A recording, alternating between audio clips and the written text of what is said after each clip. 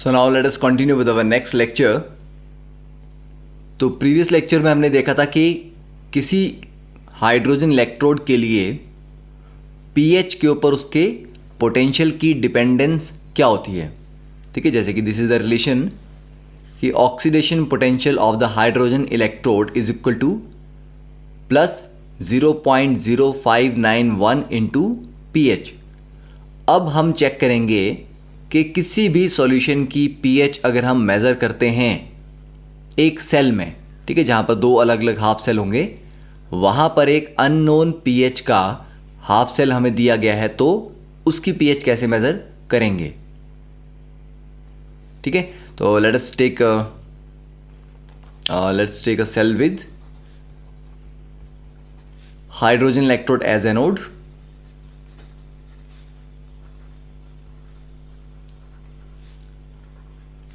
Hydrogen electrode as anode and उसके साथ कोई दूसरा रेफरेंस इलेक्ट्रोड रख देंगे। तो and a second reference electrode as cathode. अब ये जो रेफरेंस इलेक्ट्रोड है, ये ज़रूरी नहीं है कि स्टैंडर्ड हाइड्रोजन इलेक्ट्रोड ही होगा, ये कोई और रेफरेंस इलेक्ट्रोड भी हो सकता है। अगर ये स्टैंडर्ड हाइड्रोजन इलेक्ट्रोड है तो उसका पोटेंशियल ज़ीरो करना है, वो आप जानते हैं, पर उसकी जगह कोई और होगा तो उसकी वैल्यू डिफरेंट होगी।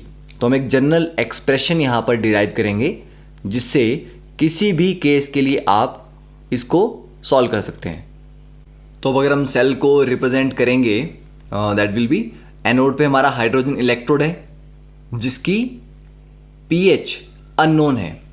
ठीक है, तो एनोड को लिखेंगे हम एक inert electrode platinum, then H2, इसको 1 एटमॉस्फेयर पे लेते हैं हम, देन H पॉजिटिव। ठीक है, तो H पॉजिटिव की कंसंट्रेशन अननोन है, तो इसको X ले लेते हैं, X molar, then salt bridge, और राइट साइड में आ जाएगा हमारा रेफरेंस इलेक्ट्रोड। ठीक है, जो कि कोई भी हो सकता है। तो यहाँ पर अब हम ई सेल का एक्सप्रेशन लिखते हैं। तो ई सेल क्या होता है? Reduction potential of cathode side minus reduction potential of anode side. ठीक है, तो यहाँ पे जो एनोड साइड है उसका रिडक्शन कैसे निकलेगा?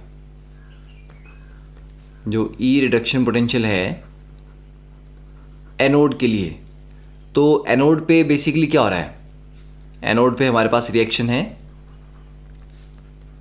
H2 गैस कन्वर्ट होगी, ये जो H2 कन्वर्ट होगी H पॉजिटिव में, तो H2 गैस कन्वर्ट हो रहा है 2H पॉजिटिव में और 2 इलेक्ट्रॉन रिलीज कर रहा है। ठीक है, तो यहाँ पर अगर हम इसका ई ऑक्सीडेशन कैलकुलेट करें, तो जैसे कि हमने प्रीवियस एग्जाम्पल में किया था, तो यहाँ पर तो ये रिडक्शन पोटेंशियल था, पर इसका ई ऑक्सीडेशन हमने कैलकुलेट किया था 0.0591 इंटू पीएच। तो यहाँ पर भी ये ऑक्सीडेशन हो रही है, तो उसको हम डायरेक्टली लिख सकते हैं कि E oxidation potential that is H2 से H पॉजिटिव का जो पोटेंशियल है दैट इज 0.0591 इंटू पीएच। ठीक है, तो यहाँ से ये वैल्यू मिल जाएगी हमें। अब इसका रिडक्शन पोटेंशियल H पॉजिटिव से H2 आ जाएगा माइनस 0.0591 इंटू पीएच। तो इसको अगर हम ई सेल के एक्सप्रेशन में सब्स्टिट्यूट करते हैं, ठीक है, तो ई सेल में आएगा कैथोड माइनस एनोड। तो E cell is equal to, cathode पे हमारे पास रेफरेंस इलेक्ट्रोड है, तो उसको लिख लेते हैं ई रेफरेंस माइनस एनोड का रिडक्शन पोटेंशियल। ये क्या है? ये रिडक्शन पोटेंशियल है माइनस 0.0591, तो कैथोड माइनस 0.0591 इंटू पीएच। तो ये आ जाएगा E reference plus 0.0591 into pH, that is E cell. तो यहाँ से अगर हम इसको रीअरेंज करें तो पीएच की वैल्यू कितनी आ जाएगी? यहाँ से E cell minus E reference divided by 0.0591, तो पीएच आ जाएगा E cell minus E reference divided by 0.0591। तो ये फॉर्मूला आप याद कर सकते हैं, पर इसकी डेरिवेशन को भी एक दो बार प्रैक्टिस कर लेना है। तो रेफरेंस इलेक्ट्रोड जो हमने लिया था यहाँ पे, अगर ये स्टैंडर्ड हाइड्रोजन इलेक्ट्रोड होता तो इसका ई रेफरेंस 0 होता, तो पीएच डायरेक्टली आ जाता ई सेल डिवाइड बाय 0.0591। ठीक है, तो इस तरह से हम एक अननोन कंसंट्रेशन की सॉल्यूशन वाले हाफ सेल को किसी भी रेफरेंस इलेक्ट्रोड के साथ रख के उसकी पीएच फाइनली कैलकुलेट कर सकते हैं, क्योंकि रेफरेंस इलेक्ट्रोड का ई रेफरेंस हमें पहले पता होता है, और जो ई सेल है ये जब आप एक्सपेरिमेंट करोगे तो पोटेंशियोमीटर की रीडिंग से आपके पास ई सेल आ जाएगा। ठीक है, तो I think this part is clear. अब नेक्स्ट इसके ऊपर हम एक प्रॉब्लम देखते हैं। So now this is the question कि हमारे पास एक सेल दिया गया है जिसमें एनोड साइड पे एक unknown concentration of H positive का हाफ सेल है, और कैथोड पे जो अब हमने रेफरेंस इलेक्ट्रोड यहां पर लिया है, it is not the standard hydrogen electrode. ठीक है, यहां पर क्लोराइड की कंसंट्रेशन 1 मोलर है और Hg2Cl2 कन्वर्ट हो रहा है मरकरी में। ठीक है, तो this is called calomel electrode. तो कैलोमल इलेक्ट्रोड के लिए जो ई नॉट की वैल्यू है दैट इज गिवन एज 0.28, और इस कंप्लीट सेल अरेंजमेंट के लिए ई सेल दिया गया 0.55 volt at 298 kelvin. Now we have to find the pH of the solution in the anode compartment. देखो, अगर हम नेट सेल रिएक्शन की बात करें तो नेट सेल रिएक्शन यहां पे क्या है, H2 कन्वर्ट हो रहा है H पॉजिटिव में और Hg22 पॉजिटिव। ठीक है, Hg22 पॉजिटिव रिड्यूस हो रहा है मरकरी में, तो net cell reaction is H2 gas plus Hg2Cl2 solid. H2 convert हो जाएगा 2H positive aqueous plus Hg22 positive 2 electron gain करके 2 मरकरी, और मरकरी लिक्विड में होता है, plus 2 Cl negative as it is रहेंगे। तो this is the net cell reaction.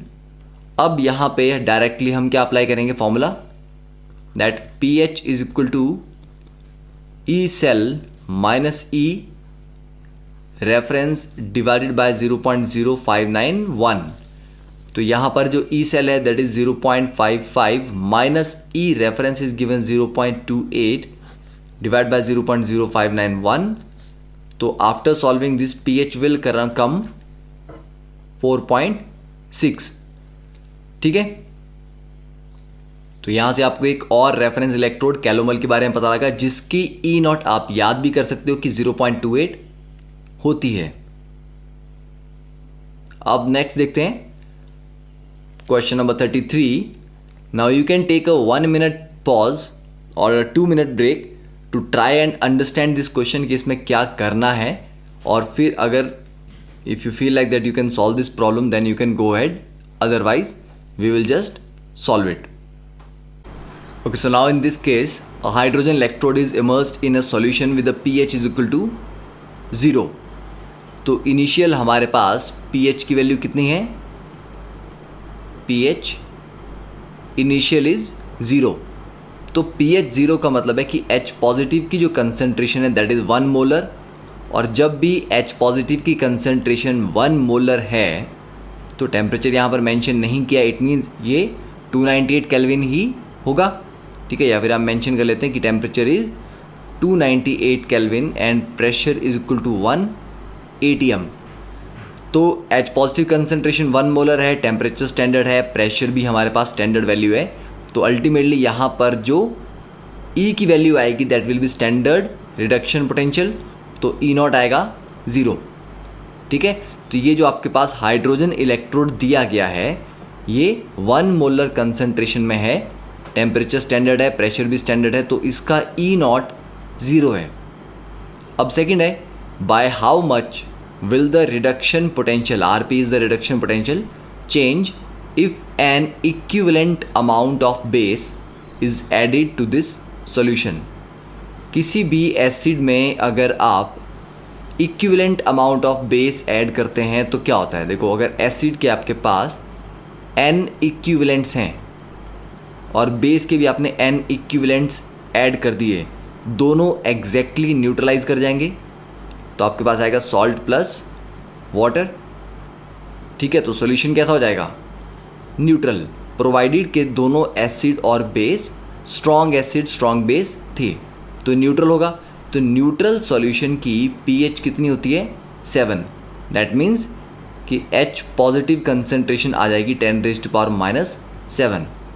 तो अब हमें रिडक्शन पोटेंशियल कैलकुलेट करना है हाइड्रोजन इलेक्ट्रोड का। तो expression is 2H positive plus 2 electron gives you H2।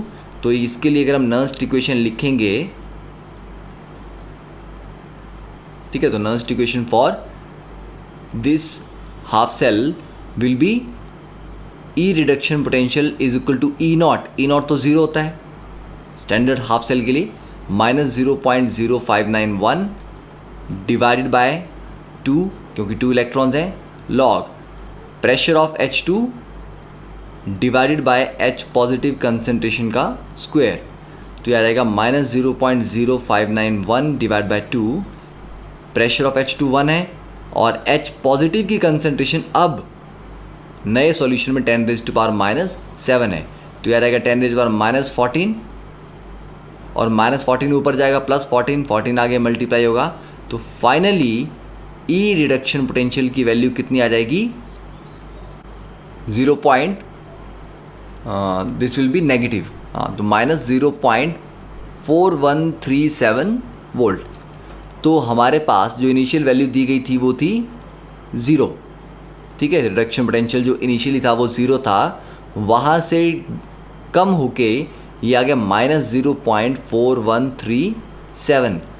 तो change in reduction potential, delta reduction potential कितना आ जाएगा, final value that is -0.4137 minus initial value that is -0.4137 volt. ठीक है, तो यहाँ से आप एक ये भी देख सकते हो कि इनिशियली अगर इसको हमें ली चैटलियर प्रिंसिपल के अकॉर्डिंग सॉल्व करना है तो क्या होगा, 2H positive plus 2 electron gives you H2। इसको मान लो कि एक इक्विलिब्रियम रिएक्शन है। अब स्टार्टिंग में H पॉजिटिव आपको 1 मोलर दिया गया है, फाइनली H पॉजिटिव 10⁻⁻7 मोलर है, मतलब H पॉजिटिव की कंसंट्रेशन इज डिक्रीजिंग, कम कर दिया आपने 1 मोलर से 10⁻⁻7 मोलर। तो अगर रिएक्टेंट की कंसंट्रेशन कम हो जाएगा तो रिएक्शन बैकवर्ड जाता है, बैकवर्ड जाएगा तो उसके लिए पोटेंशियल जो है वो कम होगा। तो क्योंकि ये एक रिडक्शन पोटेंशियल था जिसकी इनिशियल वैल्यू थी 0, तो कम होगा तो ऑब्वियसली बात है नेगेटिव पे ही आएगा। तो जो आंसर आ सकते थे वो सिर्फ B और D ही आ सकते थे। The A and C positive values हैं तो वो आंसर वैसे भी नहीं हो सकते। ओके, तो I think this part of the question is also clear. Next, there is another question. Now you can solve this question. This is for your homework. The EMF of the cell M से Mn positive में जा रहा है, H positive 1 molar है, H2 gas right side में आपको standard hydrogen electrode दिया हुआ है। तो इस EMF दिया गया है 0.81 volt at 25 degree Celsius. Calculate the valency of the metal if the standard oxidation potential of metal is 0.76 volt. So I know that what is the answer. तो most of you might have understood the concept. Concept क्या, आपको directly value देख के ही पता लग जाएगा कि किस मेटल की बात हो रही है, but still you have to solve this question and find out the valency. ठीक है, एंड यू नो कि कौन सा मेटल है यहाँ पर इस वैल्यू को देख के, तो उसकी वैलेंसी कितनी होती है। ठीक है ना, so we will discuss the solution to this problem in the next lecture.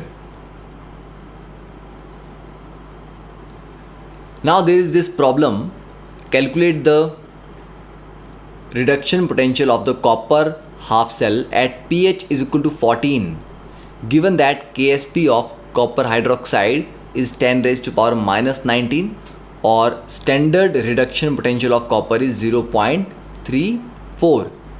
तो यहाँ पर कुछ ऐसे क्वेश्चंस आपको मिलेंगे जिनमें आपको Ksp की वैल्यू दी गई होगी, ठीक है, सॉल्युबिलिटी प्रोडक्ट की वैल्यू दी होगी और उसके साथ आपको कैलकुलेट करना है उनका रिडक्शन पोटेंशियल। तो इस क्वेश्चन को कैसे सॉल्व करना है, देखो, अगर हम डायरेक्टली ही ECU2 पॉजिटिव से कॉपर के लिए एक्सप्रेशन लिखें तो क्या आएगा, कॉपर 2 पॉजिटिव 2 इलेक्ट्रॉन गेन करके कॉपर में कन्वर्ट होगा। तो इसके लिए रिडक्शन पोटेंशियल कैलकुलेट करने के लिए Nernst equation E is equal to E0 minus 0.059 divide by 2 log of copper solid है प्रोडक्ट में 1 divided by copper 2 positive concentration. अब ये जो E0 वैल्यू है ये तो 0.34 पता है हमें, यहाँ पर गिवन है, पर ये कॉपर 2 पॉजिटिव की कंसनट्रेशन निकालनी है। साथ में आपको क्या दिया गया है, Ksp। Ksp क्या होता है, सॉल्युबिलिटी प्रोडक्ट। तो CuOH ट्वाइस एक स्पेरिंगली सॉल्युबल बेस है, तो ये सॉलिड है, ये इक्विलिब्रियम में एग्जिस्ट करेगा as copper 2 positive ion aqueous plus 2OH negative ion aqueous. तो जो Ksp आएगा वो आएगा product of copper 2 positive ions into OH negative ions raise to power 2, क्योंकि यहाँ पर बाहर स्टोक्योमेट्रिक कॉफिशिएंट इसका 2 है। ये Ksp आपको दिया गया है 10 रेज टू पावर माइनस 19। अब since the pH is 14, pH 14 का मतलब क्या हो गया कि POH कितना है, POH इज 0, क्योंकि pH प्लस POH मिला के 14 होना चाहिए, तो POH 0 है। तो दिस इंडिकेट्स कि OH नेगेटिव की कंसनट्रेशन कितनी है, 1 मोलर। तो OH नेगेटिव की कंसनट्रेशन हम यहाँ पर सब्स्टिट्यूट करेंगे, तो ये एक्सप्रेशन जो है Ksp अब कितना आ जाएगा, तो इट मीन्स कि कॉपर 2 पॉजिटिव की concentration into 1 molar concentration square is equal to 10 raise to power minus 19। तो यहाँ से सॉल्व करके we will get the copper 2 positive concentration 10 raise to power minus 19 molar. अब इस कंसनट्रेशन को आपको इस एक्सप्रेशन में सब्स्टिट्यूट करना है and then we will find the answer. तो यहाँ पर सब्स्टिट्यूट करके E is equal to 0.34 minus 0.059 divide by 2 log 10 raise to power 19, ठीक है, माइनस 19 को ऊपर ले जाएंगे, तो finally this will give you the required answer. So you can solve this problem and you will get the answer. अब next बात करते हैं determination of solubility of sparingly soluble salts के। कभी कभी आपको क्वेश्चन ऐसा भी आता है कि आपको Ksp की वैल्यू ही कैलकुलेट करनी होती है। यहाँ तो Ksp आपको गिवन था, पर आपको किसी पर्टिकुलर हाफ सेल के लिए Ksp की वैल्यू कैलकुलेट करनी है। तो इसकी पहले हम जो कंप्लीट डेरिवेशन है उसको समझेंगे, क्योंकि ये थोड़ा सा टिपिकल केस होता है। मेजॉरिटी ऑफ स्टूडेंट्स Ksp की कैलकुलेशन में या solubility of sparingly soluble salts की कैलकुलेशन में बहुत कंफ्यूज रहते हैं कि किस तरह से हाफ सेल लिखना है और कैसे एक हाफ सेल डिज़ाइन किया जाता है इस तरीके से कि हमें उसकी Ksp की वैल्यू मिल जाती है उस हाफ सेल से ही। तो यहाँ पर हम स्टार्ट करते हैं सिल्वर इलेक्ट्रोड के साथ, ठीक है। तो let us consider an electrode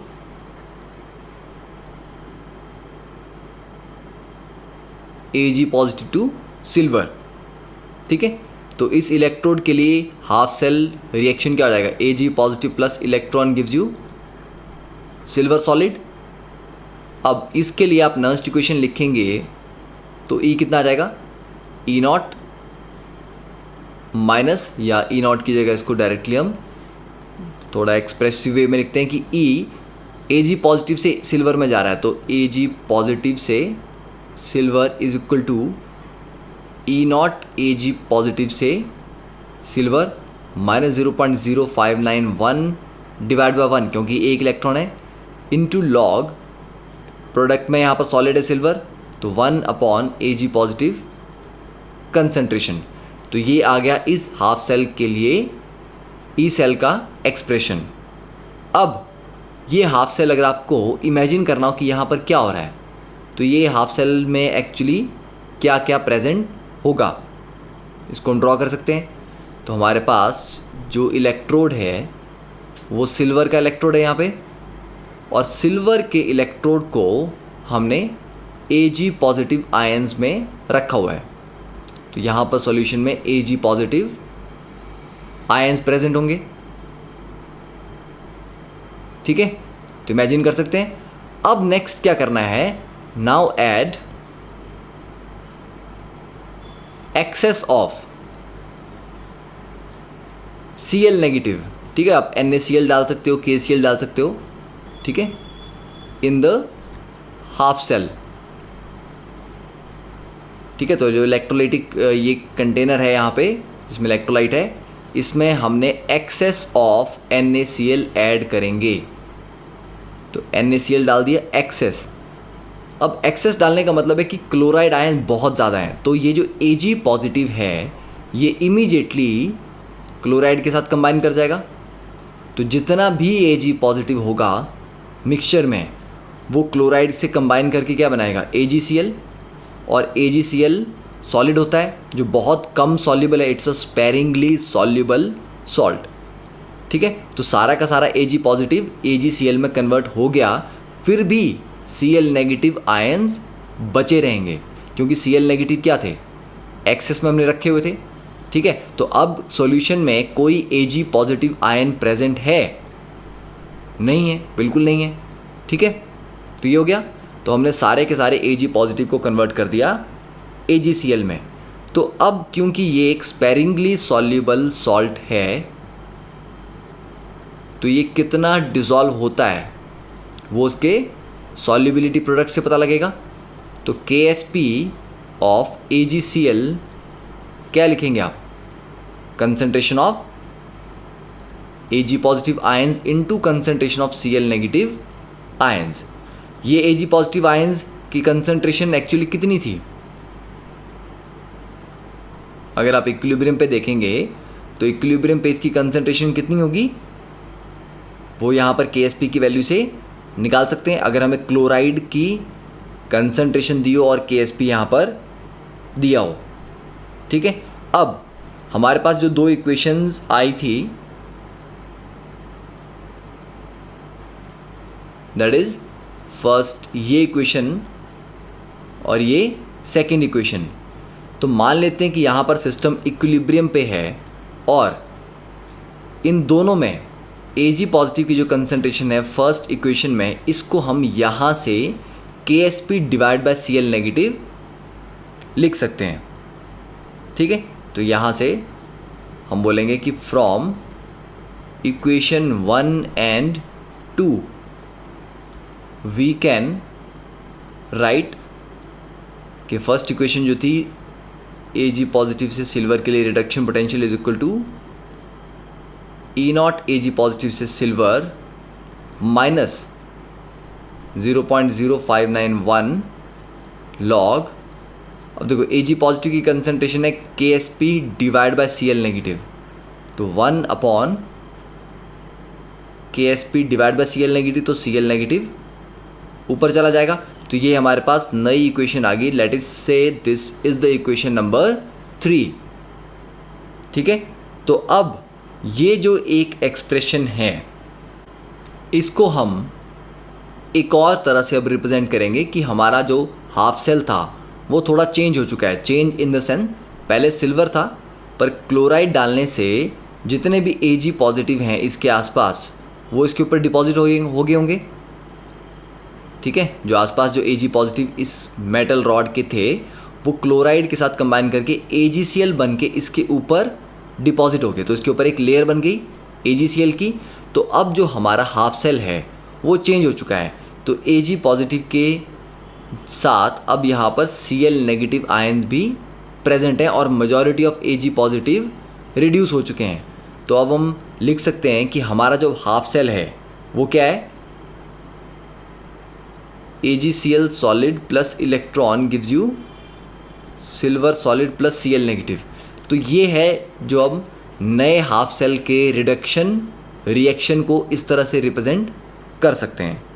तो ये जो नया हाफ सेल है इसके लिए अगर हमें नर्स्ट इक्वेशन लिखनी हो तो वो क्या आएगी, तो AgCl इलेक्ट्रॉन गेन करके सिल्वर में कन्वर्ट हो रहा है, तो E AgCl से Ag, या फिर उसको आप ऐसे लिखते हैं कि Cl negative slash AgCl slash silver.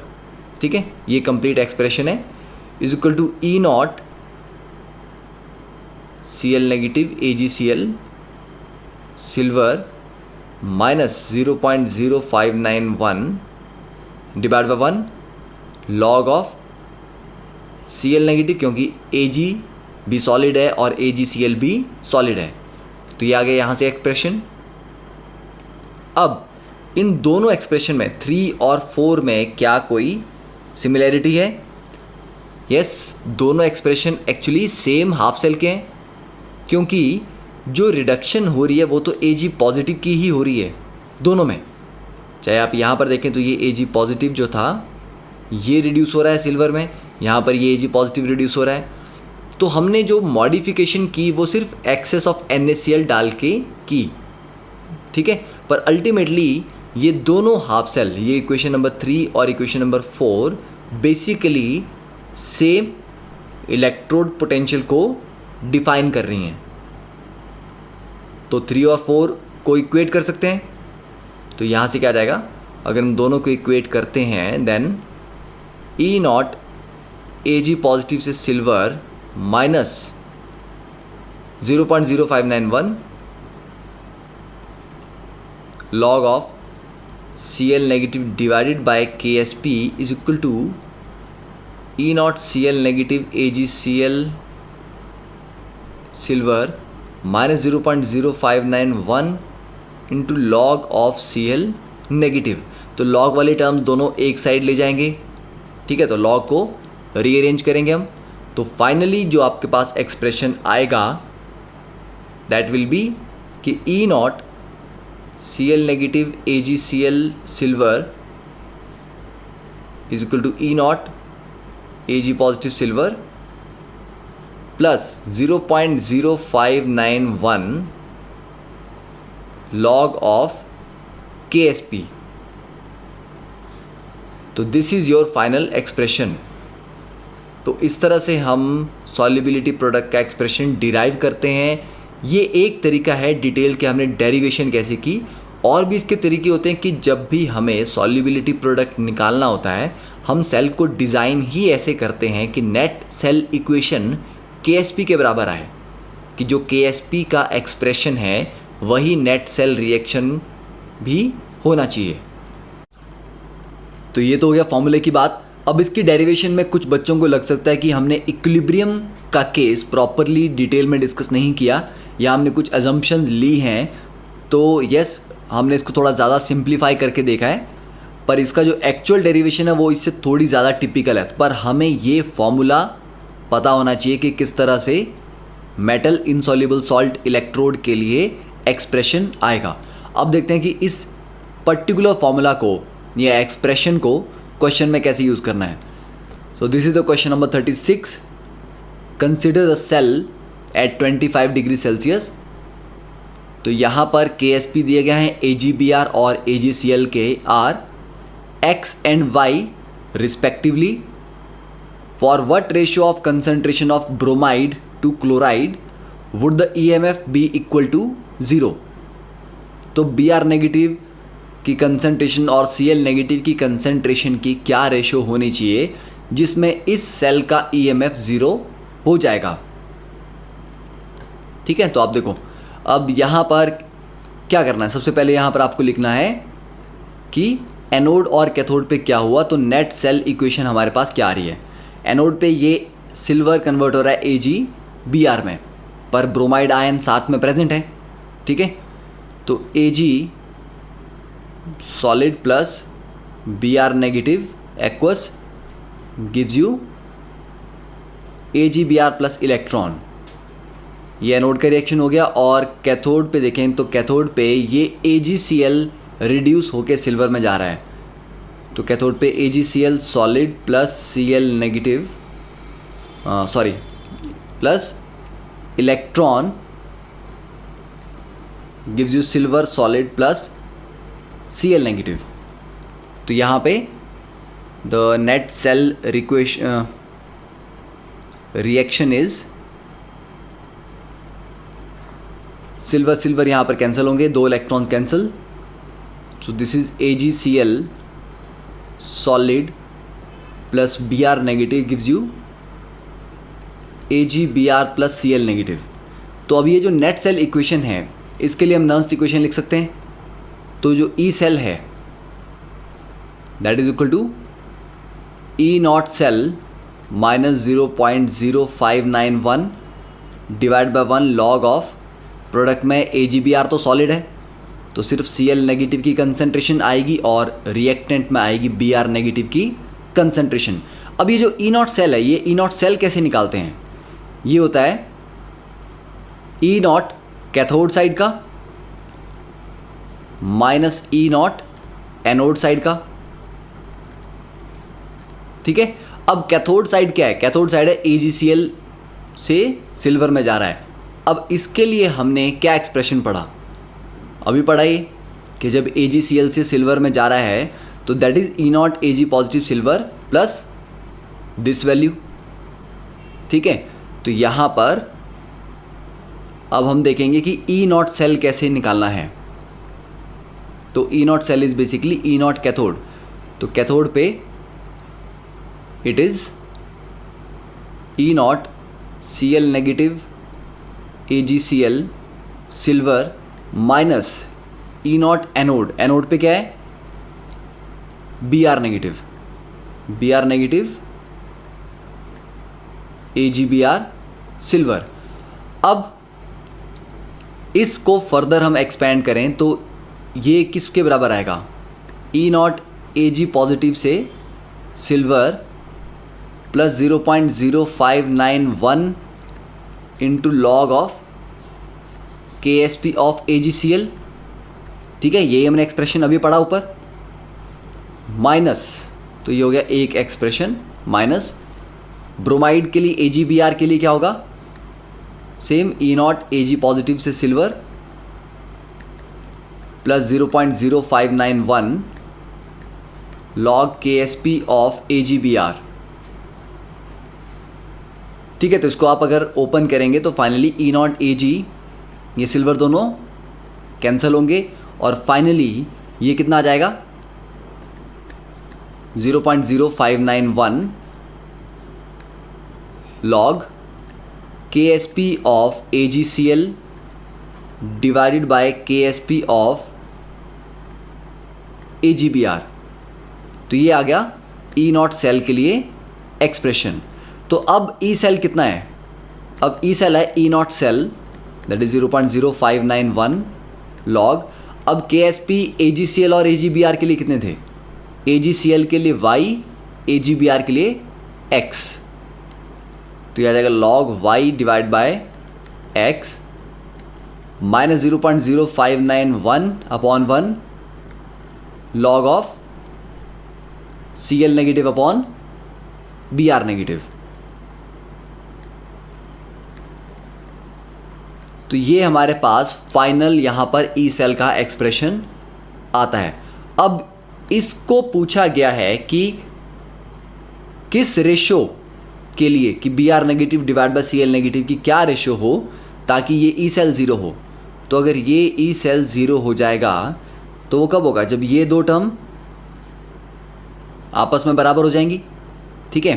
तो ये जब ज़ीरो होगा तो ये दोनों टर्म बराबर होंगी।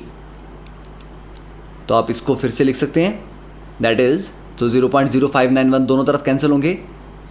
तो मतलब log of y divide by x is equal to log of Cl negative concentration divide by Br negative concentration. तो log भी कैंसिल। तो यहाँ से आ गया कि y by x is equal to concentration of Cl negative upon Br negative. तो पूछा क्या है कि ब्रोमाइड डिवाइड बाय क्लोराइड, तो वो X/Y हो जाएगी। ठीक है, तो concentration of Br negative divide by concentration of Cl negative will be equal to X divide by Y। तो जब ये इसके बराबर होगी then the E cell will become 0। ना अब हो सकता है कि ये क्वेश्चन थोड़ा सा लेंथी हुआ हो, आपको इंस्टेंटली समझ नहीं आया हो, पर स्टिल इसके केस में आपको इसको 1-2 बार तो एटलीस्ट सॉल्व करना पड़ेगा, अपने आप आपको एक एक स्टेप लिखना पड़ेगा। Only then you will understand कि KSP के केसेस में क्वेश्चन किस तरह से जनरली सॉल्व किए जाते हैं। तो ये एक एग्जांपल है, इस पे और भी वैरायटी के क्वेश्चन बनते हैं, but those are in JEE advanced domain. तो अब नेक्स्ट टॉपिक स्टार्ट करते हैं, that is electrolytic cell and electrolysis. तो electrolytic cell is a cell जहाँ पर हम एक्सटर्नल एनर्जी सप्लाई करके सेल को रन करते हैं। तो external source of voltage is use to bring about a chemical reaction. मतलब यहाँ पर क्या हो रहा है, यहाँ पर हम इलेक्ट्रिकल एनर्जी सप्लाई कर रहे हैं और उससे केमिकल रिएक्शन करवा रहे हैं। तो उसको हम किस में कन्वर्ट कर रहे हैं, केमिकल एनर्जी में। तो it is just reverse of a galvanic cell, क्योंकि गैल्वेनिक में हम केमिकल एनर्जी को इलेक्ट्रिकल एनर्जी में कन्वर्ट करते हैं। डेल्टा जी इसके लिए क्या होगा, इलेक्ट्रोलिटिक सेल के लिए, देखो it's a non spontaneous reaction, क्योंकि हम एक्सटर्नल एनर्जी सप्लाई कर रहे हैं एक्सटर्नली। तो डेल्टा जी आ जाएगा positive, that is it's a non spontaneous process. और ई सेल भी क्या होगा, ई सेल आ जाएगा नेगेटिव, क्योंकि जब डेल्टा जी पॉजिटिव है तो ई सेल नेगेटिव आता है। अब अगर हम इलेक्ट्रोलाइसिस के वर्ड को देखें तो electrolysis mean electro plus lysis. Electro means electricity और लाइसिस मीन्स टू ब्रेक। तो जब आप इलेक्ट्रिसिटी को यूज़ करके किसी केमिकल कंपाउंड को उसके कॉन्स्टिट्यूएंट्स में ब्रेक करते हैं, ठीक है, तो इलेक्ट्रिसिटी यूज़ करके जब आप किसी चीज़ को ब्रेक कर रहे हो that is called electrolysis. For example आपने 10th क्लास में पढ़ा था इलेक्ट्रोलाइसिस ऑफ वाटर। तो वाटर का जब हम इलेक्ट्रोलाइसिस करते हैं तो क्या होता है, 2 इलेक्ट्रोड लेते हैं, एक आपने कंटेनर लिया, उसमें पानी डाला, उसमें 2 इलेक्ट्रोड लिए, ये ग्रेफाइट के इलेक्ट्रोड भी हो सकते हैं या कोई और इलेक्ट्रोड भी हो सकते हैं, इनर्ट इलेक्ट्रोड, और इनको आपने एक पर्टिकुलर बैटरी से कनेक्ट किया। इस पानी में आपने थोड़ा सा एसिड डाला था ताकि इसको कंडक्टिंग बनाया जाए, क्योंकि नॉर्मली प्योर वाटर कंडक्ट नहीं करता है, ठीक है, तो उसमें थोड़ा सा हमने एसिड डाल दिया था इसको कंडक्टिंग बनाने के लिए।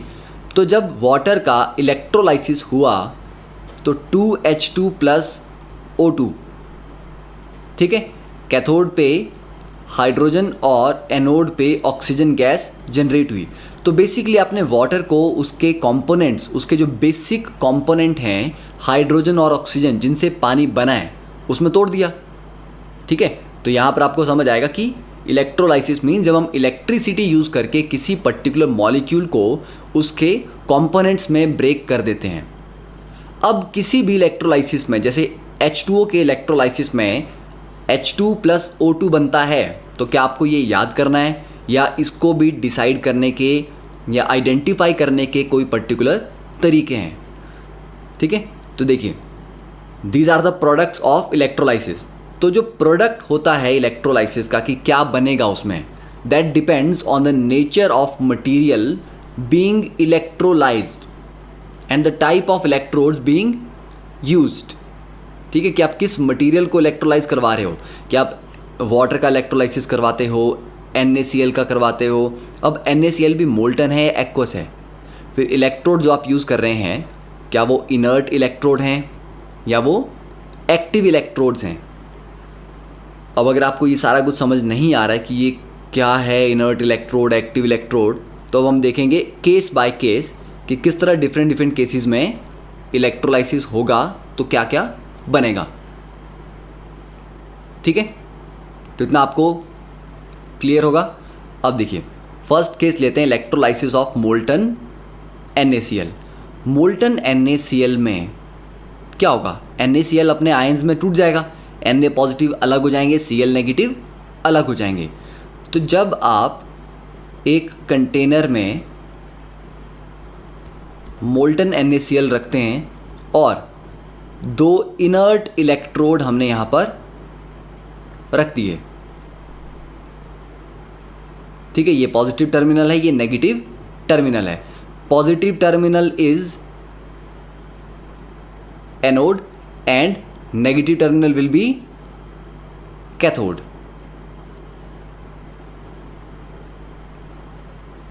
ठीक है, तो बैटरी का जो पॉजिटिव टर्मिनल है, मैं उसकी बात कर रहा हूँ कि बैटरी का जो पॉजिटिव टर्मिनल है वो एनोड से कनेक्टेड होगा और नेगेटिव टर्मिनल कैथोड से कनेक्टेड होगा। अब यहाँ पर क्या होगा, मोल्टन NaCl है तो यहाँ पर Na पॉजिटिव आयंस भी होंगे और Cl नेगेटिव आयंस भी होंगे। अब ये जो Na पॉजिटिव आयंस हैं, क्योंकि इनके ऊपर पॉजिटिव चार्ज है, तो ये किस तरफ अट्रैक्ट होंगे, नेगेटिव की तरफ। ठीक है, तो Na पॉजिटिव आयंस अट्रैक्ट होंगे कैथोड की तरफ। तो यहाँ बोलते हैं कि ये Na पॉजिटिव आयंस कैथोड की तरफ जाने की टेंडेंसी रखेंगे और जो Cl नेगेटिव आयंस हैं इनके ऊपर नेगेटिव चार्ज है तो ये पॉजिटिव एनोड पे जाने की टेंडेंसी रखेंगे। ठीक है, अब अगर आप एनोड और कैथोड के हाफ रिएक्शन को लिखें तो एनोड पे क्या हो सकता है, ऑक्सीडेशन। तो ऑक्सीडेशन किसकी हो सकती है, सोडियम पॉजिटिव तो वैसे भी और इलेक्ट्रॉन लूज नहीं कर सकता, सिर्फ क्लोराइड के पास ही पॉसिबिलिटी है और इलेक्ट्रॉन लूज करने की। तो यहाँ पे हम लिख सकते हैं कि 2Cl नेगेटिव एक Cl2 बनाता है गैस, प्लस 2 इलेक्ट्रॉन लूज करता है एनोड पे, और कैथोड पे क्या है, Na पॉजिटिव जाएंगे तो वो 2 इलेक्ट्रॉन जो लूज हुए एनोड पे वो 2 Na पॉजिटिव गेन करेंगे और सोडियम मेटल बनाएंगे। तो यहाँ पे अगर हम ओवरऑल रिएक्शन देखें, that is electron electrons cancel, 2Na positive plus 2Cl negative. यहाँ एक्वस मत लिखना क्योंकि यहाँ पर वाटर नहीं है, इट इज़ मोल्टन NaCl। तो ये क्या बना रहा है आपको, सोडियम प्लस Cl2। ठीक है, तो सोडियम कहाँ बना, कैथोड पे, क्योंकि सोडियम रिड्यूस होके बनेगा और रिडक्शन कैथोड पे होती है। क्लोरीन ऑक्सीडाइज होके बने और ऑक्सीडेशन एनोड पे होती है। तो ये आगे प्रोडक्ट्स कि मोल्टन NaCl का जब आप इलेक्ट्रोलाइसिस करते हैं तो कैथोड पे सोडियम मेटल और एनोड पे क्लोरीन गैस बनती है। तो ये तो बिल्कुल सिंपल था कि 2 ही आयंस थे, एक कैथोड पे चला गया, एक एनोड पे चला गया। अब नेक्स्ट केस है इलेक्ट्रोलाइसिस ऑफ एक्वस NaCl।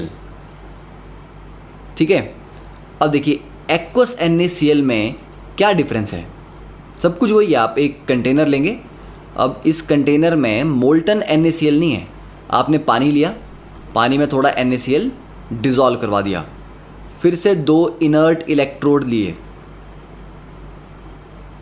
उनको बैटरी से कनेक्ट किया, एनोड कैथोड बने। अब यहाँ पर पॉइंट ये है कि आपके पास कौन कौन है सॉल्यूशन में, Na पॉजिटिव एक्वस है, Cl नेगेटिव एक्वस है और पानी भी है। Na पॉजिटिव की टेंडेंसी क्या शो करने की है, रिडक्शन, तो ये रिडक्शन का दावेदार है। ठीक है, Cl नेगेटिव क्या कर सकता है, सिर्फ ऑक्सीडेशन कर सकता है। वाटर ऑक्सीडेशन भी शो कर सकता है, रिडक्शन भी शो कर सकता है। तो मतलब अब रिडक्शन के लिए सिर्फ Na पॉजिटिव ही अकेला कंटेंडर नहीं है, वाटर भी compete करेगा उसके साथ, क्योंकि दोनों रिडक्शन शो कर सकते हैं। ऑक्सीडेशन में भी वाटर क्लोराइड के साथ compete करेगा। ठीक है, अब देखो अगर 2 आयन हैं, दोनों या 2 स्पीशीज़ हैं, दोनों ही रिड्यूस होना चाहते हैं, तो वो रिड्यूस होगा जिसका रिडक्शन पोटेंशियल ज़्यादा होता है। तो ये ध्यान में रखना कि इलेक्ट्रोलाइसिस में रिडक्शन उसकी होती है जिसका रिडक्शन पोटेंशियल ज़्यादा है। ठीक है, तो कैथोड पे हम देखते हैं कि कौन कौन compete कर रहा है। तो कैथोड पे एक तो होगा कि Na पॉजिटिव एक इलेक्ट्रॉन गेन करके सोडियम सॉलिड बनाने की टेंडेंसी रखता है और इसका रिडक्शन पोटेंशियल देखें तो वो है -2.71 वोल्ट। पानी का अगर आप रिडक्शन पोटेंशियल देखेंगे तो ये रिएक्शन है 2H2O + 2 इलेक्ट्रॉन, आपको बुक्स में मिल जाएगा। तो ये बनाता है H2 गैस + 2OH नेगेटिव, और इसका जो रिडक्शन पोटेंशियल है दैट इज़ -0.83 वोल्ट। NCERT में थोड़ा डिफरेंट है, उन्होंने वाटर की जगह 2H पॉजिटिव की रिडक्शन करवा दी है, जो कि थोड़ा गलत है, क्योंकि वाटर में H पॉजिटिव आयन रियलिटी में बहुत कम होते हैं, और वाटर खुद जब रिडक्शन कर सकता है तो H पॉजिटिव आयंस को रिड्यूस होने की ज़रूरत नहीं है, वो दिखाने की भी ज़रूरत नहीं है, क्योंकि वो बहुत कम अमाउंट में प्रेजेंट होते हैं। अब इन दोनों वैल्यू में पूछा जाए तो कौन सी वैल्यू बड़ी है? Obviously this value is higher, -0.83 volt is higher than -2.71 volt. तो इसकी रिडक्शन होगी, सोडियम की नहीं होगी अब यहाँ पे, ठीक है। तो इसका मतलब कैथोड पे क्या बनेगा? कैथोड पे हाइड्रोजन गैस बनेगी, ठीक है। तो ये कैथोड का केस हो गया। अब हम लेते हैं केस एनोड का। एनोड पे पहला कंटेंडर कौन है? Cl negative. तो 2 Cl negative gives you Cl2 gas + 2 electrons. इसके लिए अगर आप E0 की वैल्यू देखें दैट इज़ -1.36, पर ये जो इसके लिए E0 की वैल्यू है, ठीक है, दिस इज़ E0 ऑक्सीडेशन, ये ऑक्सीडेशन पोटेंशियल है -1.36 वोल्ट। वैसे ही वाटर के लिए है 2H2O gives you O2 + 4H positive + 4 electrons, और इसका E0 ऑक्सीडेशन पोटेंशियल है -1.23 वोल्ट। तो यहाँ पर अगर हम कंपेयर करें वैल्यूज़ को तो किसकी वैल्यू ज़्यादा लग रही है? -1.23 वोल्ट। तो यहाँ पर वैल्यू बेसिकली वाटर के लिए ज़्यादा है, पर रियलिटी में एक्सपेरिमेंट अगर आप देखें तो वहाँ पर क्लोरीन गैस रिलीज़ होती है, ठीक है। प्रेफरेंस वाटर की होनी चाहिए, क्योंकि वाटर -1.23 स्लाइटली ग्रेटर देन -1.36, पर यहाँ पर कॉन्सेप्ट आ जाता है ओवर वोल्टेज का, ठीक है। तो यहाँ पर क्लोरीन रिलीज होगी, पहले आप ये ध्यान रख लें। अब यहाँ पर होता क्या है कि एक ओवर वोल्टेज आती है O2 के केस में। Over voltage for O2 is quite large, ठीक है। ओवर वोल्टेज क्या होती है? अगर थ्योरी या थ्योरेटिकल कैलकुलेशन बोलती है कि हाँ इतनी पोटेंशियल की वैल्यू में इलेक्ट्रोलाइसिस हो जाना चाहिए, एक्सपेरिमेंटली उतना नहीं लगता, तो ये थ्योरेटिकल वैल्यू है कि -1.23 वोल्ट इसका ऑक्सीडेशन पोटेंशियल है स्टैंडर्ड, और क्लोराइड के लिए -1.36। रियलिटी में जो एक्चुअल वैल्यूज़ हैं वो कैलकुलेटेड वैल्यू से ज़्यादा होती हैं। तो वो जो डिफरेंस आता है, आपने कैलकुलेट किया कि ठीक है 2 वोल्ट में हो जाना चाहिए, रियलिटी में हुआ 2.5 वोल्ट में, तो ये जो 0.5 वोल्ट का डिफरेंस आया that is called over voltage. Over voltage जो है मेटल्स के लिए काफ़ी कम होती है, कि मेटल डिपॉजिट करने हैं, ऑक्सीडाइज करने हैं, वहाँ पर कम होती है। ऑक्सीजन और हाइड्रोजन गैस के लिए ओवर वोल्टेज काफ़ी ज़्यादा होती है, क्योंकि ये रिएक्शन बड़ा स्लो होता है, तो उसको फास्ट करवाने के लिए एक्स्ट्रा वोल्टेज देनी पड़ती है। तो ओवर वोल्टेज की वजह से क्या होता है, गैप इन दोनों के बीच में बहुत छोटा है, तो ये जब ओवर वोल्टेज आप ऐड करेंगे ऑक्सीजन गैस के लिए तो वो वैल्यू O2 की -1.36 से भी नीचे चली जाती है, मतलब रिक्वायरमेंट उसकी एनर्जी की बढ़ जाती है, इसीलिए क्लोरीन गैस रिलीज होगी। तो ये ध्यान रखना कि जब एक्वस NaCl का इलेक्ट्रोलाइसिस करते हैं तो O2 नहीं बनता, क्लोरीन बनता है एनोड पे, because of the over voltage for O2 is quite large, ठीक है। तो याद रहेगा। तो क्या बन रहा है यहाँ पे, कैथोड पे हाइड्रोजन और एनोड पे क्लोरीन। तो आगे ना प्रोडक्ट डिफरेंट, तो मोल्टन NaCl में डिफरेंट थे, एक्वस NaCl में प्रोडक्ट डिफरेंट है,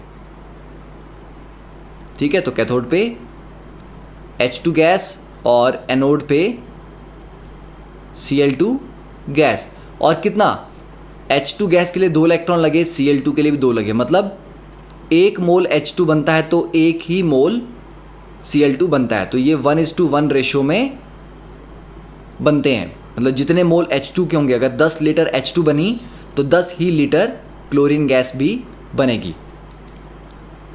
अब देखिए third case, electrolysis of aqueous H2SO4। H2SO4 के केस में क्या है कि कैथोड पे कौन कौन जा सकता है? कैथोड पे जाएंगे कैटायंस। तो कैटायन कौन है यहाँ पे? एक H पॉजिटिव है, फिर एक वाटर है जो कैथोड पे रिडक्शन में compete करेगा। तो H पॉजिटिव की रिडक्शन के लिए क्या होता है?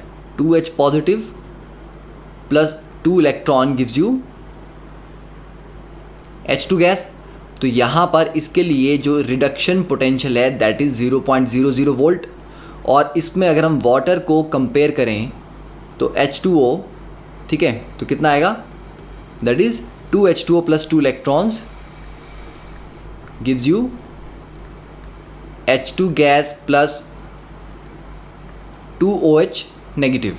तो इसका जो रिडक्शन पोटेंशियल था दैट वाज -0.83 वोल्ट। तो इन दोनों में हायर वैल्यू कौन सी है? This one. तो H पॉजिटिव की रिडक्शन होगी और हाइड्रोजन गैस यहाँ पर जनरेट होगी, ठीक है। तो ये हो गया कैथोड पे। अब एनोड पे कौन कौन जाने की ट्राई करेगा? तो एनोड पे एक तो सल्फेट आयन है SO4 2 नेगेटिव। अब SO4 2 नेगेटिव जब ऑक्सीडेशन करते हैं तो ये तो आपको याद ही करना पड़ेगा कि ये बनाता है S2O8 2 नेगेटिव और 2 इलेक्ट्रॉन लूज़ करता है। और इसका ऑक्सीडेशन पोटेंशियल है -1.96 वोल्ट। और दूसरा एनोड पे कौन जाएगा? वाटर 2H2O, ठीक है। तो 2H2O क्या देगा हमें? O2 plus 4H positive plus 4 electron. और इसका ऑक्सीडेशन पोटेंशियल है -1.23 वोल्ट। अब यहाँ पर क्या आप बोलोगे यहाँ पर भी ओवर वोल्टेज आएगी? नहीं, क्योंकि 1.23 और 1.36 का गैप छोटा था तो ओवर वोल्टेज की वजह से मामला बदल गया, ठीक है, रिवर्स हो गया केस। यहाँ पर 1.23 और 1.96 के बीच में थोड़ा बड़ा डिफरेंस है, तो ओवर वोल्टेज के बाद भी यही प्रेफरेबल होगा।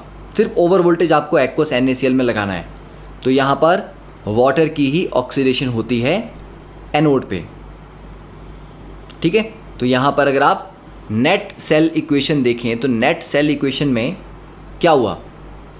सल्फेट का तो कुछ नहीं हुआ, ठीक है। 2H positive plus 2 electrons gives you H2 और 2H2O gives you O2 plus 4H positive plus 4 electrons. तो देखो यहाँ 4 इलेक्ट्रॉन्स हैं तो उनको बैलेंस करने के लिए यहाँ पर इसको 2 से मल्टीप्लाई करना पड़ेगा, क्योंकि दोनों जगह 4 इलेक्ट्रॉन्स होने चाहिए। तो उसको आप लिखना पड़ेगा कि 4H positive plus 4 electron gives you 2H2। अब जाके ये 4 इलेक्ट्रॉन कैंसिल होंगे, तो जब दोनों को ऐड करेंगे आप तो क्या होगा? अच्छा, ये 4H पॉजिटिव यहाँ पर भी है, यहाँ पर भी है, ठीक है। तो फाइनली जो नेट रिएक्शन है that is 2H2O gives you 2H2 plus O2। मतलब वाटर कंज्यूम हो रहा है, पानी H2 और O2 बना के निकल रहा है। H2 कहाँ बन रहा है? H2 बन रहा है कैथोड पे और O2 बन रहा है एनोड पे। अब ये ध्यान रखना कि ये 2:1 की रेशियो में, कि जब 2 मोल H2 बनता है तो 1 मोल O2 बनता है। तो अगर 10 लीटर O2 बनेगा तो 20 लीटर H2 बनेगा। अब क्योंकि ये रिएक्शन वाटर कंज्यूम कर रहा है तो धीरे धीरे यहाँ पर कंसंट्रेशन बढ़ेगी, क्योंकि पानी जो सॉल्वेंट है वो तो कम होता जा रहा है। तो इलेक्ट्रोलाइसिस ऑफ H2SO4 में water is being consumed, that is by the concentration of solution increases, ठीक है। Water is being consumed so the concentration of H2SO4 solution increases with electrolysis, ठीक है। सॉल्यूशन ज़्यादा से ज़्यादा कंसंट्रेटेड होता जाएगा। अब next case fourth, electrolysis of copper sulphate with inert electrode. तो ये ध्यान रखना कि अभी हम इनर्ट इलेक्ट्रोड की बात कर रहे हैं, जैसे प्लेटिनम हो सकता है, कार्बन हो सकता है, ठीक है। तो कॉपर सल्फेट में एनोड पे सॉरी पहले हम कैथोड की बात करेंगे। तो कॉपर सल्फेट पे पहले कैथोड पे कौन कौन जा सकता है? कॉपर 2 पॉजिटिव हो गया एक तो कॉपर 2 पॉजिटिव 2 इलेक्ट्रॉन गेन करके कॉपर सॉलिड बनाएगा। Reduction potential is plus 0.34 volt. और दूसरा वाटर है, 2H2O plus 2 electron gives you H2 gas plus 2OH negative. तो ये सारी चीज़ें वही रिपीट होंगी। तो ऑब्वियसली यहाँ पर this value is much bigger. तो कौन रिड्यूस होगा कैथोड पे? कॉपर। तो कॉपर डिपॉजिट होता जाएगा कैथोड के ऊपर। एनोड पे कौन है? एनोड पे वही, एक तो सल्फेट है जैसे प्रीवियस केस में था, और एक वाटर होगा। तो जब सल्फेट और वाटर चलते हैं तो किसकी ऑक्सीडेशन होती है? अभी देखा हमने वाटर की होती है, ठीक है, जब सल्फेट और वाटर है। डजेंट मैटर सल्फेट H2SO4 का हो, कॉपर सल्फेट का हो, K2SO4 का हो, एनोड पे कंपटीशन सल्फेट और वाटर का है, ठीक है। तो डायरेक्टली यहाँ पर लिख दो कि among sulphate and water, water gets oxidised preferentially, ठीक है, कि वाटर की ऑक्सीडेशन होगी तो क्या बनता है? O2 गैस बनती है। तो यहां पे जब आप नेट रिएक्शन लिखेंगे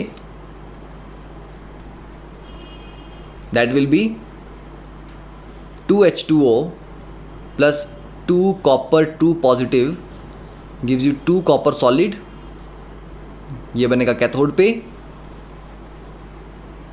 plus O2 gas plus 4H positive, O2 बनेगा एनोड पे। और ये जो 4H पॉजिटिव यहाँ पर रिलीज हुए हैं, इनकी वजह से सॉल्यूशन की एसिडिटी बढ़ेगी। तो इनकी वजह से pH कम होगी, क्योंकि एसिडिटी बढ़ेगी तो pH कम होगी। तो एक पॉइंट ये हो गया कि इलेक्ट्रोलाइसिस ऑफ कॉपर सल्फेट में कैथोड पे कॉपर, एनोड पे O2, और pH of the solution decreases. अब सेकंड केस इसमें आता है कि सेम कॉपर सल्फेट का इलेक्ट्रोलाइसिस करना है, पर अब की बार यूज़ करने हैं कॉपर के इलेक्ट्रोड्स। मतलब अब कंटेनर में यहाँ पर कॉपर सल्फेट का सॉल्यूशन है, और जो इलेक्ट्रोड हैं ये भी कॉपर के हैं, एनोड भी कॉपर का, कैथोड भी कॉपर का, ठीक है। अब इससे फ़ायदा क्या होगा वो बाद में देखेंगे। तो अब जब दोनों ही कॉपर के इलेक्ट्रोड हैं तो कैथोड पे तो वही होगा, कॉपर ही पहले भी रिड्यूस हो रहा था। तो कैथोड पे copper 2 positive plus 2 electrons gives you copper. यही सबसे ज़्यादा रिडक्शन पोटेंशियल वाला रिएक्शन है। अब एनोड पे कौन कौन कंटेंडर्स हैं? एक तो सल्फेट और वाटर है, ठीक है। तो सल्फेट के केस में 2SO4 2 negative gives you H2OH 2 negative plus 2 electrons, फिर 2H2O gives you O2 plus 4H positive plus 4 electrons. और कॉपर ऑक्सीडाइज भी तो हो सकता है ना, क्योंकि कॉपर ही एनोड भी बना है। तो कॉपर अगर ऑक्सीडाइज होके कॉपर 2 पॉजिटिव बनाएगा प्लस 2 इलेक्ट्रॉन्स। अब इनके लिए वैल्यूज सल्फेट के लिए -1.96 वोल्ट, ठीक है, ऑक्सीडेशन पोटेंशियल की वैल्यूज़, वाटर के लिए -1.23 वोल्ट, और कॉपर के लिए -0.34 वोल्ट। अब इनमें हाईएस्ट वैल्यू कॉपर की है, तो कॉपर ही ऑक्सीडाइज भी होगा। तो यहाँ पर आप नेट रिएक्शन लिखोगे तो क्या हो रहा है? कॉपर ही रिड्यूस हो रहा है, कॉपर ही ऑक्सीडाइज हो रहा है, ठीक है। तो इन दोनों इक्वेशंस को ऐड करना है। तो ये कॉपर 2 पॉजिटिव, ये कॉपर 2 पॉजिटिव, ये 2 इलेक्ट्रॉन, ये 2 इलेक्ट्रॉन, ये कॉपर, ये कॉपर। तो कॉपर सॉलिड से बेसिकली हम कॉपर सॉलिड में ही जा रहे हैं, कॉपर ऑक्सीडाइज हो रहा है और कॉपर ही रिड्यूस हो रहा है, ठीक है। तो आपको लगेगा कि ये तो बिल्कुल बेवकूफ़ी है कि कॉपर ही ऑक्सीडाइज और रिड्यूस करवा रहे हैं, इसका बेनिफिट क्या है? तो उसका बेनिफिट भी हम देखेंगे। रियलिटी में यहाँ पर क्या है कि ये जो कॉपर एनोड बनता है, कॉपर जो एनोड है इज इम्प्योर कॉपर रॉड है वो, और कॉपर जिसका आपने कैथोड बनाया है वो प्योर कॉपर की स्ट्रिप है। मतलब रॉड भी ले सकते हो, पर स्ट्रिप छोटा रहेगा, प्योर चीज़ है तो महंगी होगी, तो डेफिनेटली जब स्ट्रिप से काम हो रहा है तो रॉड क्यों लेनी है। तो ये इम्प्योर को प्योरीफाई करने के लिए किया जाता है कि एनोड पे क्या होगा। अब ये हमारा एनोड है और ये है कैथोड। एनोड पे कॉपर, इसमें क्या होगा, इम्प्योर है तो इस रॉड में कॉपर भी होगा, थोड़ा जिंक भी होगा, आयरन भी होगा, गोल्ड भी होगा, सिल्वर भी होगा, काफ़ी सारे मेटल्स होंगे। उनमें से सिर्फ कॉपर ऑक्सीडाइज हो रहा है, ठीक है, और भी होंगे थोड़े से, पर अभी बात करते हैं कॉपर ऑक्सीडाइज हो रहा है। और फिर सॉल्यूशन में जो कॉपर 2 पॉजिटिव आयंस है वो रिड्यूस होके प्योर स्ट्रिप पे जा रहे हैं। तो कुछ नहीं है, इम्प्योर स्ट्रिप से कॉपर जाके प्योर स्ट्रिप पे लगता जा रहा है, तो प्योर स्ट्रिप बड़ी होती जाएगी, उस पर प्योर कॉपर आता जाएगा, और इम्प्योर रॉड से सारा का सारा कॉपर हम निकाल लेंगे, और जो बाकी इम्प्योरिटीज़ बचेंगी रॉड में वो नीचे गिरती रहेंगी। उसको बोलते हैं एनोड मड। तो उसको हम आगे थोड़ा डिटेल में पढ़ेंगे कि एग्जैक्टली क्या है। तो ये आपको याद रखना है कि कॉपर सल्फेट को जब कॉपर इलेक्ट्रोड्स के साथ इलेक्ट्रोलाइसिस करवाते हैं तब वहाँ पे कॉपर की ही ऑक्सीडेशन होती है, कॉपर की ही रिडक्शन होती है, and this process is used to refine copper. ठीक है, this is used to refine impure या क्रूड कॉपर।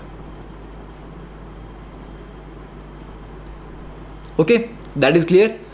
तो इतना आपको इलेक्ट्रोलाइसिस में याद करना है कि व्हाट आर द प्रोडक्ट, और फिर नेक्स्ट लेक्चर में हम देखेंगे कि what are the laws of electrolysis. Faraday के लॉ हैं, फर्स्ट लॉ, सेकंड लॉ, और ये वाला जो केस था रिफाइनिंग का, इसको थोड़ा डिटेल में हम स्टडी करेंगे कि what are the application of electrolysis commercially.